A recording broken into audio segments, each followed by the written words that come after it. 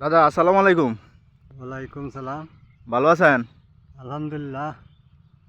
দাদা আজকে আমি নদী সম্পর্কে কিছু আপনাদের কাছ থেকে শুনতে চাই। এই নদীর নাম কি মূলত? ডেঙ্গাই নদী। এটা নাম ডেঙ্গাই নদী। জি। আমার পাশে আরেক কাকা আছে। দাদা এই নদীর মধ্যে আগে কেমন আছিল আর এখন বর্তমান কেমন মাছ পাওয়া যায়? আগে অন মাছ পাওয়া যায় না, আগে তো ভালোই আছে। খুব বড় বড় মাছ পাওয়া যায় তো? বিরাট বড় বড় মাছ পাওয়া যেত। এখন পাওয়া যায় না? না, আহ, নদীর মধ্যে পানি উঠে তো এই এলাকায় পানি উঠে না? পানি উঠে বাড়ি করে উঠে। ও, আচ্ছা আমার দাদার কাছ থেকে কিছু শুনলাম, আমার এক কাকার কাছ থেকে কিছু শুনবো। আসসালামু আলাইকুম। ওয়ালাইকুম সালাম। ভালো আছেন? ভালো। আচ্ছা আপনারা তো এই নদীর পাশেই বাড়ি, এই নদী সম্পর্কে কিছু বলেন।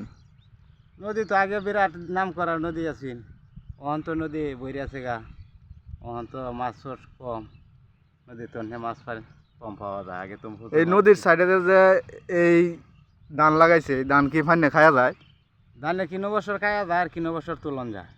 ওনাদের 3 বছরের মধ্যে 8 বছরে আশা করন যায় আর 2 বছরই মারি যায় নদী। এটা আমার বন্ধ সহকারী মাছ।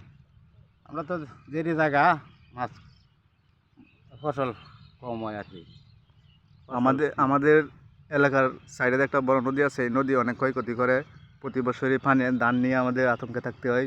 কোন সময় পানি উঠে যায়, ধান খেতে পাকা খেতেও হয়তো কোনো বছর পানি উঠে যায়। আল্লাহ এবার দিয়ে নতুন বছরে নতুন মানুষের আবাদ করতেছে, কি হয়। আচ্ছা আসসালামু আলাইকুম। ওয়ালাইকুম সালাম। আচ্ছা তো ভালো থাকেন।